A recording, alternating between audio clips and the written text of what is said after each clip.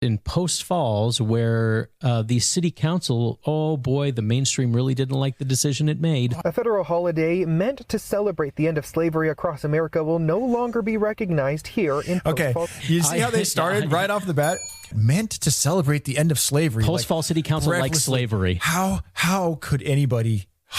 The far-right Ku Klux Klanners in Post Falls, they're pro-slavery, obviously. What they fail to mention, because they don't want this to be a part of history, the Choctaw Indian had not released their slaves. But they don't want you to know that the natives owned slaves. That was the actual last remnant of slaves released, is when the Choctaw released their slaves a year later. That's why it's so disingenuous for them to pick June 19th, 1865, when it probably would be March something, 1866. But they cannot have in history that Indians were the last to release black people from slavery, because they can't blame it all on white people. There were lots and lots of white slaves throughout the Ottoman Empire.